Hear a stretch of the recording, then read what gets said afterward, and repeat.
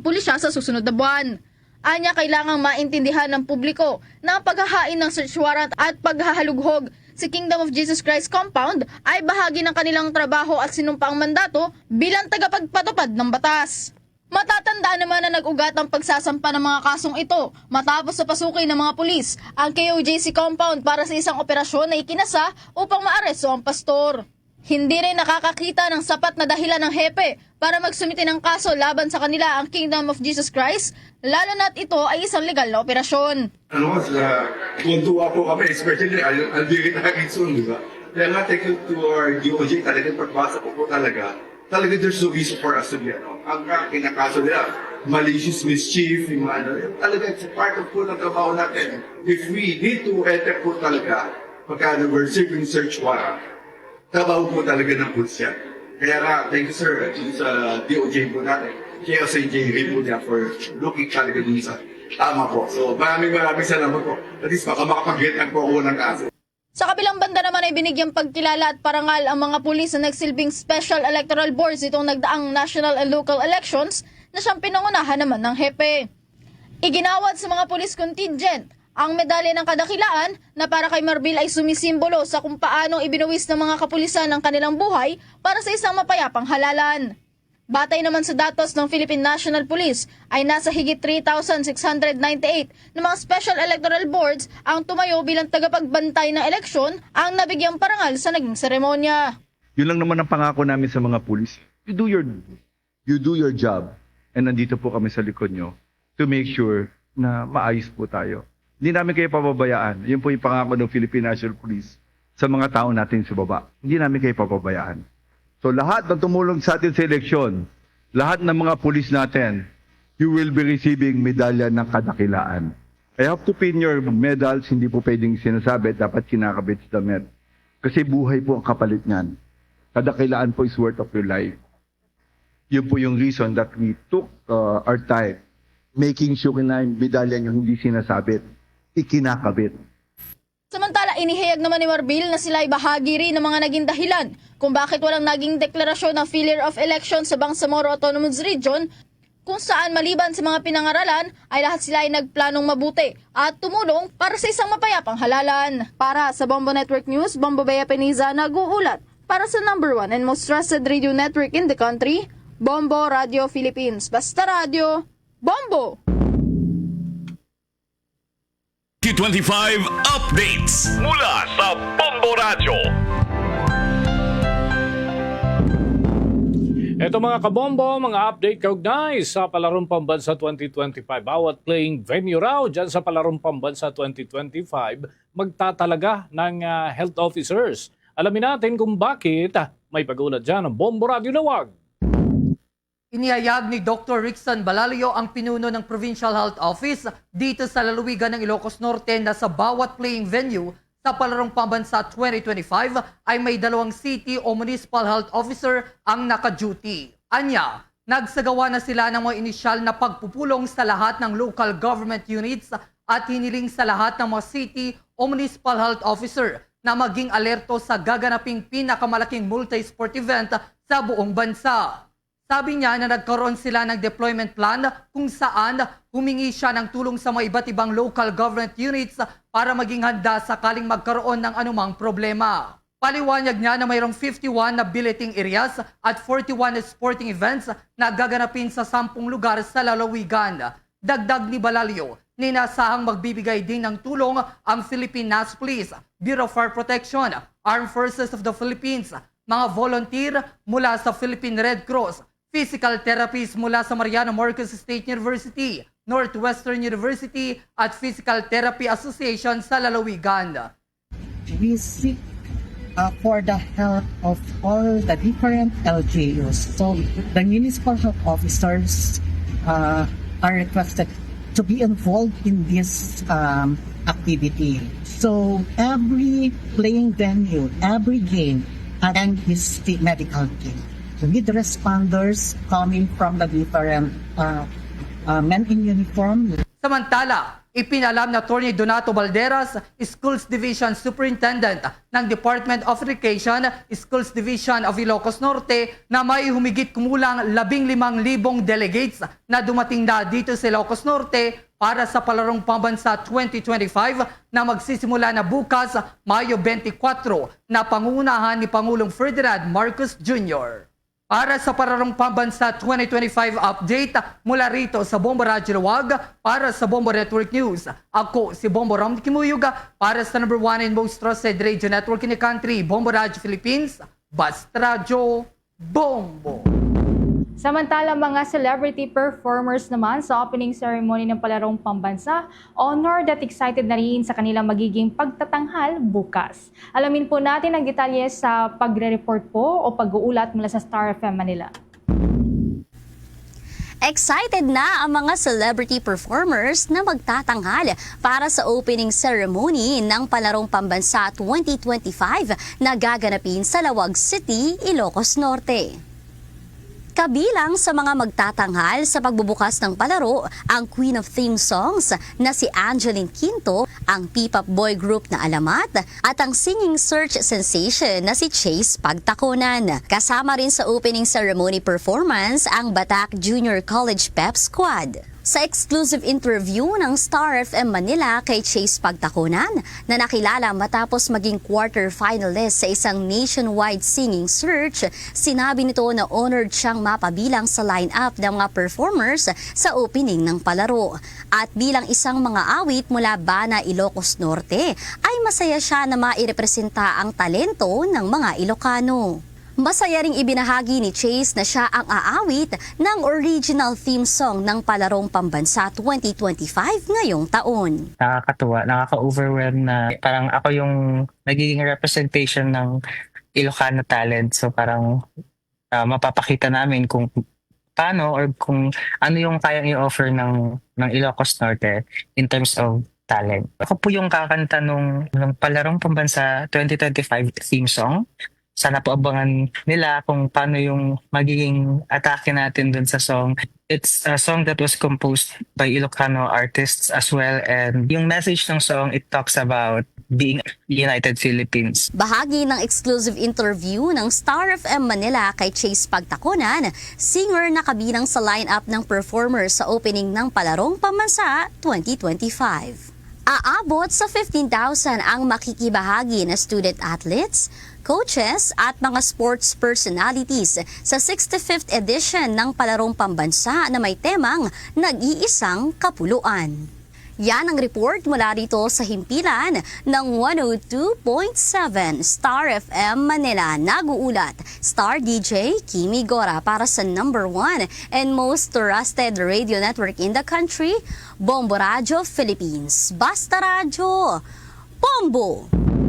Samantala, balitang palakasan pa rin mga kabombo, ang Philippine team patuloy naman sa pagbibigay ng pride para sa bansa. Samahang weightlifting ng Pilipinas, President si Monico Puente-Villa, malaki ang kumpiyansa na makakapag-qualify ang team sa 2028 Los Angeles Olympics. Yan at iba pang mga balita hatid ng Star FM Bacolod.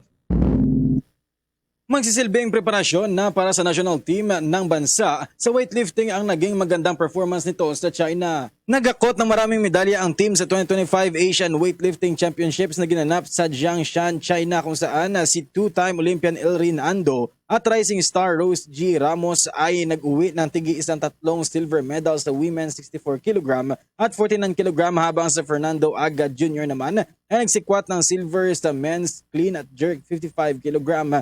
Babalik sa training kaagad ang national team para sa magiging preparasyon sa nakaschedule pa ang mga events sa mga susunod na buwan. Samantala, sa eksklusibong panayam ng Star FM Bacolod kay samahang weightlifting ng Pilipinas President Monico Puente-Villa, sinabi nitong malaki ang tsansa ng team na makapag-compete at makauwi ng medalya sa 2028 Los Angeles Olympics. At nanalo sa Peru 2 weeks ago. Tinalo yan taga-Chinas. Bihira yan, bihira. Kasi pag natalo mo China, that means pwede ka sa Olympics, pwede kang manalo ng medalya. May can be gold, can be silver, can be bronze. Tapos sa China, si Elrin Ando, taga Cebu. Elrin Ando, silver medal. sa China. That means may laban ka for silver or gold sa Olympics 2028 Los Angeles. At yan ang balita mula dito sa 95.9 Star FM Bacolod para sa Bombo Network News. Star DJ Asher, nag-uulat para sa #1 and most trusted radio network in the country, Bombo Radio Philippines. Basta Radio, Bombo! Samantala, yung mga na-stranded po na mga truck driver na nanawagan po ngayon ng agarang solusyon sa transportasyon bunsod ng pagsasara ng San Juanico Bridge. Alamin po natin ang kabuuan ng balitang yan sa pag-uulat ng Bombo Radio Tacloban. Patuloy ang panawagan ng mga truck drivers na kasalukuyang stranded sa Samar bunsod ng pagsasara ng San Juanico Bridge. Sa kabila ng tulong mula sa Department of Social Welfare and Development o DSWD, iginiit ng mga drivers na ang tanging hangad nila ay makauwi na sa kanilang mga tahanan. Ipinahayag ng mga drivers na hindi sapat ang ayuda kung hindi sila makakabalik agad sa kanilang kabuhayan at mga mahal sa buhay. Ayon sa ilang drivers, kabilang na si Noel Ortelli na residente naman ng Antipolo City, ay hindi naging malinaw sa kanila ang impormasyon hinggil sa alternatibong biyahe sa pamamagitan ng barge. Inaasahan umano nilang makakatawid na sila noong nakaraang linggo, ngunit hanggang ngayon ay wala pa rin konkretong anunsyo kung kailan ito magsisimula. Dahil sa matagal na pagkaantala ng biyahe ay maraming drivers ang hindi na makapagpadala ng suporta sa kanilang mga pamilya. Ilan pa sa kanila ay bauna sa utang dahil sa kawalan ng kita habang nananatiling nakaipit sa summer. Ipinahayag pa ng mga apektadong drivers na sana ay nagkaroon daw ng mas maagang abiso ang mga kinauukulan bago naman limitahan ang San Juanico Bridge. Ayon sa kanila ay mas makakabuti sana kung may abisong ibinigay 2 linggo o 1 buwan bago naman ang paglilimita upang makapaghanda sila ng maayos. Binanggit pa ng ilan na kahit noong kasagsagan ng bagyong Yolanda ay nanatiling matibay ang tulay, kaya't ipinagtataka nila kung bakit tila mas naging marupok ito pagkatapos naman ng eleksyon. Bagamat pinasalamatan ng mga drivers ang tulong mula sa DSWD, iginiit ng mga ito na hindi yun sapat upang mapawi ang kanilang pangungulila at alalahanin para sa kanilang pamilya. Higit sa lahat ay hangad nila ay ang makauwi. Sa katunayan ay nagpahayag pa ng kahandaan ng ilang tsuper na tumulong sa rehabilitasyon ng pantalan sa Barangay Amendiahan, Basay, Samar. Anila kung kinakailangan ng karagdagang lakas tao para mapabilis ang operasyon ng barge ay bukas silang makiisa rito. Nakiusap rin ang mga drivers sa pamahalaan at mga kaugnay na ehensya na agarang tugunan ang kanilang sitwasyon at hanapan ng mabilis na solusyon ang problema sa transportasyon. Para sa kanila, ang bawat araw ng pagkaantala ay dagdag pasakit para sa kanilang mga kabuhayan at pamilyang umaasa sa kanilang pagbabalik. Malaking epekto po sa amin. Number 1, pamilya namin. Wala na kami may padala sa pamilya namin. Dahil tukod na. Imbis ako magpadala, sila nagpapadala sa akin. Tama ko ba yun? Ang ano ko dyan sa nunay ko, wala po ba nagmo-monitor dyan araw-araw? Mas dapat may nagmo-monitor araw-araw dyan, di ba? Dapat hindi biglaan sara. Dapat may, ano sila, may na sinasabi na 2 weeks, di na pwedeng daanan, hindi yung biglaan. Ang pakikipagpanayam ng Bombo Radio Tacloban sa isang truck driver, Noel Ortelli. At yan ang ulat mula dito sa impila ng Bombo Radio Tacloban. Ito si Bombo Sheila Ansho para sa #1 and most trusted radio network in the country, Bombo Radio Philippines. Basta Radio, Bombo. Dako pa tayo sa mga karagdagang balita. League of Provinces of the Philippines, suportado ang panawagan ni Pangulong Marcos para naman sa courtesy resignation ng kanyang cabinet officials. May balitang Bombo Radio Coronadal. Nagpahayag ng buong suporta ang League of Provinces of the Philippines o LPP sa panawagan ni Pangulong Ferdinand R. Marcos Jr. na mag-ain ng courtesy resignation ng lahat ng miyembro ng gabinete at mga pangunahing opisyal ng executive branch. Ito ang inihayag ni South Cotabato Governor Rinaldo S. Tamayo Jr. na siya ring National President ng League of the Provinces of the Philippines sa panayam ng Bombo Radio Coronadal. Ayon kay Governor Tamayo, susuportahan nila ang anumang hakbang na makakatulong sa ikakaayos at pagpapabuti ng pamahalaan alinsunod sa nais ng Pangulo. Dagdag pa ni Governor Tamayo, ang eleksyon ay dapat magsilbing batayan sa pagpapalawak ng mga serbisyo para sa mamamayan. Aniya, panahon na upang magkaisa ang lahat at isantabi ang anumang hindi pagkakaunawaan para sa kapakanan ng bayan. Iginiit pa ni Tamayo na ang mensaheng ito mula sa Pangulo ay malinaw na paalala na ang pagiging lingkod bayan ay hindi isang pribilehiyo kundi isang obligasyon. Kaya't kung hinihiling ng publiko ang mabilis na serbisyo at maayos na pamumuno, tungkulin ng mga opisyal ng gobyerno na ito ay ibigay. Mula sa League of Provinces of the Philippines, malinaw ang mensahe, buong suporta sa liderato at layunin ng Pangulo para sa mas matatag, episyente at makataong pamahalaan. Nagkaroon sa courtesy resignation para i-evaluate niya department sa department. Ang direction ng Presidente for the last 3 years, ang vision niya sa long-term solution. Unfortunately, hindi na magitan sa current na generation, dalian yung effect, panandalian na effect or immediate effect sa ila. Naging pahayag ni Governor Rinaldo S. Tamayo Jr., ang National President ng League of Provinces of the Philippines sa panayam ng Bombo Radyo Coronadal.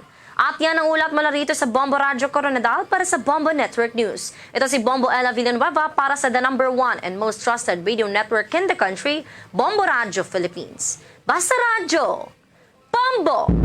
Ang National Food Authority Administrator naman sinuri ang 35,000 na sako ng NFA rice na dumating sa bodega ng Central Visayas.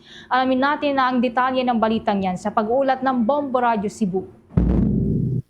Sinuri ni National Food Authority Administrator Larry Lacson ang karagdagang 35,000 na sako ng NFA rice na dumating sa Cebu ngayong araw na ito mula sa Region 4A Occidental Mindoro, kung saan 130 sako ng bigas ang isinakay sa isang truck at inihatid sa bayan ng Katmon, Cebu. Bukod sa bayan ng Katmon, nakatakdang makakatanggap din ng kanilang rice allocation ang iba pang bayan sa Cebu gaya ng San Fernando, Pinamungahan, Medellin, Tabugo at Talisay City. Ang mga sako ng bigas na ito ay inalaan para sa retail sa ilalim ng 20 pesos benting bigas, meron na program ng Marcos Administration. Kaugnay nito, tiniyak din ang tanggapan ng NFA sa publiko na wala silang dapat ikabahala sapagkat sumasailalim sa laboratory testing at regular fumigation ang mga bigas na ipinamamahagi upang matiyak na ito ay dekalidad, walang insekto at akma sa pagkain ng tao. We would like to sustain sa utos ng Pangulo at ni Secretary Kiko Laurel. We would like to sustain the momentum. Dapat enough ang stocks, hindi lang enough. Dapat yung quality for the benting bigas meron na, nasusustain din. Sa warehouse nito, as reported and as declared, kung ano yung mga stocks, yun talaga. Ang benting bigas meron na, meron. Ang aging stocks for our institutional government agencies na nangangailangan nito, like BJMP, local city jails, and other institutions na may kailangan nito, yung aging stocks natin, okay din. All fit for human consumption. Mula rito sa lungsod Lawigan ng Cebu, Bombo John Kanyati para sa #1 and most trusted radio network in the country, Bombo Radio Philippines. Basta Radio, Bombo! Bombo Police Report. Update tayo mga kabombo doon sa dalawang mangingisdang na italang nalunod dyan sa island yung tinatawag na Apu Island dyan sa Negros Oriental. May nakalap na impormasyon ng Star FM Cebu. Nasa state of decomposition na nang natagpuan ang bangkay ng dalawang mangingisda na nalunod sa barangay Apo Island, bayan ng Dawin, Negros Oriental. Nakilala ang mga biktima na sina Joel Tapsilani, 35 anyos, at Bubong Daumani, 45 anyos, parehong residente ng Dawis, Bohol at miyembro ng Badjao Community. Sa eksklusibong panayam ng Star FM Cebu kay Police Lieutenant Monico Cobalan, Deputy Chief of Police ng Dawin Municipal Police Station, sinabi nito na noong Mayo 20 pa, iniulat na nawawala ang dalawang biktima at kahapon lang araw ng Miyerkules, Mayo 22, nang na-recover ang bangkay ng mga ito. Sinabi pa ni Cobalan na iligal na nangingisda sa nabanggit na karagatan ang mga biktima gamit ang pana at kompresor. May nakalagay pa niyang hose sa katawan ng dalawa nang natagpuan ang bangkay ng mga ito sa ilalim ng dagat at may mga nahuling isda. Ibinahagi pa umano ng isa sa kasamahan ng mga biktima na naiwan sa bangka na nang napansin nitong may papalapit na pump boat ay inaakala nitong ito'y maritime police kaya agad itong humarurot papalayo at naiwan ang dalawa sa ilalim ng dagat. Anya patuloy naman ang kanilang isinagawang malalimang investigasyon kung may foul play ba sa insidente, ngunit batay naman sa post-mortem examination ay asphyxia na resulta ng pagkalunod ang dahilan ng pagkamatay ng mga ito. Mensahe pa niya sa publiko na sumunod sa mga patakaran para sa kaligtasan. Nabatid kasi ng Apo Island ay isang world-class dive at isang maritime reserve at protected area. Ang dalawang biktima ay si Jewel Tapsilani, 35 years old, a resident of Badjao Community, Tutulan, Dawis, Bohol. And Bobong Daumani, 45 years old, also a resident of said address. Based sa Coast Guard, nag-conduct ng retrieval is mayroong host na nakalagay doon sa body ng biktima. Then tapos, nandun pa yung mga kuha nilang mga maraming isda, ma'am, mga malaking isda na nakalagay doon sa net, pana, yung spear pang pana ng isda. Mula rito sa lungsod ng Cebu, Star DJ Sophie Ember nag-uulat para sa number 1 and most trusted radio network in the country, Bombo Radio Philippines. Basta Radyo. Bombo! Samantala, meron pong isang estudyante ang patay sa bangga ng motorsiklo at sasakyan sa May Rojas City. Ang detalye ng balitang yan may pag-uulat ng Bombo Radio Rojas. Isa na namang insidente sa kalsada ang nauwi sa trahedya matapos masawi ang isang estudyante sa banggaan ng motorsiklo at sasakyan sa Barangay Baliwagan, Rojas City. Kinilala ang biktima na si Rico Aldamero, 22 anyos, residente ng Barangay Kudyan, Ibisan, Capiz. Samantala, ang driver ng sasakyan ay si Merlando Toble, 67 anyos, na residente naman ng Barangay Dayaw sa nasabing lungsod. Sa panayam ng Bombo Radio Rojas kay Police Lieutenant Colonel Arniel Solis, tagapagsalita ng Police Regional Office 6, binabaybay ni Toble ang direksyon papuntang sentro ng lungsod nang bigla itong sumalubong sa kabilang linya ng kalsada matapos mag-overtake sa isang dump truck. Dahil dito, direktang nabangga ng minamanehong sasakyan ni Toble ang motorsiklong minamaneho ni Aldamero na pauwi na sana sa Ibisan. Dahil sa matinding impact ng salpukan, nagtamo ng malubhang pinsala ang biktima. Agad siyang isinugod ng mga miyembro ng Capiz Emergency Response Team sa ospital, subalit idineklara siyang dead on arrival ng mga doktor. Samantala, isinugod rin sa ospital si Toble upang mabigyan ng kaukulang lunas matapos makaramdam ng pananakit sa dibdib at pagtaas ng presyon ng dugo matapos ang insidente. Patuloy ang investigasyon ng mga otoridad kaugnay sa naturang aksidente. Gusto po nating palalahanan yung ating mga kababayan na mag-ingat po talaga sa pagmamaneho. I-observe po natin yung mga batas trapiko po natin and also kung tayo ay nagmamaneho, dapat po i-observe talaga natin yung tamang speed limit and of course let us be considerate po sa ibang motorista and sa mga pedestrian po. And iwasan po natin yung masyadong mabilis na takbo and of course dapat we should not take alcoholic beverage kung tayo pong nagdadrive. Si Police Lieutenant Colonel Arniel Solis, ang spokesperson ng Police Regional Office 6.